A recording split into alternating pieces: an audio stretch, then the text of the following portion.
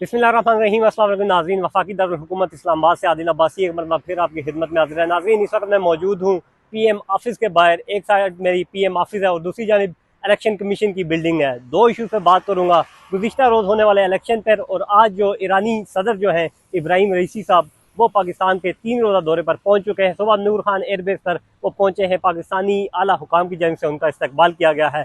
पहले बात करेंगे गुज़िश्ता रोज़ होने वाले इलेक्शन की। इंतखाबात की धांधली हुई है, तहरीक इंसाफ के साथ फिर धांधली हुई है। 8 फरवरी को होने वाली धांधली का कोई एहतजाज नहीं किया गया था, कोई एहतजाजी तहरीक नहीं शुरू की गई थी। जो एहतजाज था वो ट्विटर पे जारी रहा, जो एहतजाज था वो सोशल मीडिया पे जारी रहा।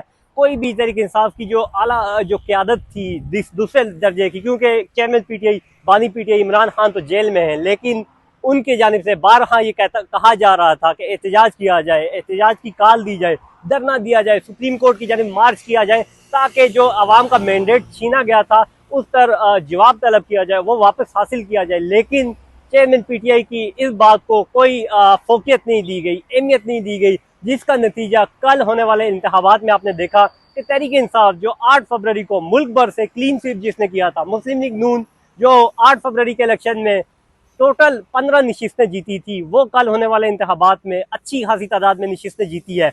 कोई कारकर्दगी नहीं दिखाई गई वज़ीर आला पंजाब की जानिब से, ना कोई पीएम हाउस की जानिब से, पीएम शहबाज शरीफ की जानिब से कोई ऐसी कारकर्दगी दिखाई गई है कि हम कहें कि कल होने वाले इंतखाबात उन्होंने क्लीन स्वीप किया है।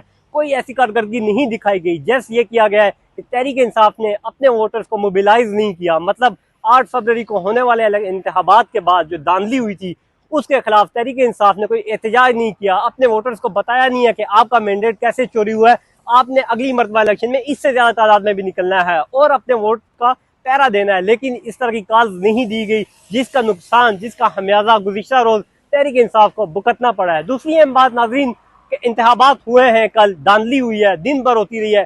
तहरीक इंसाफ मरकज में कोई प्रेस कॉन्फ्रेंस नहीं की गई, कोई मीडिया पे बयान नहीं चला गया। सीनियर साफियों को सलाम पेश करता हूँ जिन्होंने धांधली के खिलाफ ट्विटर पे आवाज उठाई है, हर तरफ आवाज उठाई है, कैंपेन चलाई है कि धांधली हो रही है, ये सब कुछ हो रहा है। लेकिन तहरीक इंसाफ के जो रहनुमा थे वो ट्विटर पे एहतजाज करते रहे, तहरीक इंसाफ के जो रहनुमा थे वो सोशल मीडिया पे एहतजाज करते रहे। किसी भी रहनुमा की जैसे ग्राउंड में आकर एहतजाज की कॉल नहीं दी गई, जिसका हमें भुगतना पड़ा। दूसरी अहम बात, ईरानी सदर जो है वो 3 रोजा दौरे पर पाकिस्तान पहुंच चुके हैं। आज इस्लामाबाद में मसरूफ तरीन जो दिन है वो गुजारेंगे।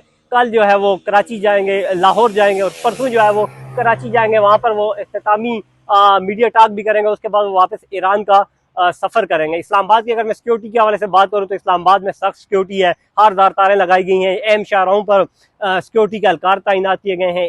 ईरानी जो परचम्स हैं उनको इस्लामाबाद की सड़कों पर सजाया गया है, इस्तकबालिया दिया गया है। अभी भी वो इस्लामाबाद के अंदर मौजूद हैं। चेयरमैन सेनेट, स्पीकर कौमी असम्बली, सदर पाकिस्तान और वज़ीर आज़म से अहम मुलाकातें करेंगे, जिसके बाद वो कराची की जानिब, कल लाहौर की जानिब रवाना होंगे। वहाँ पर वो गवर्नर पंजाब और वज़ीर आला पंजाब से मुलाकात करेंगे।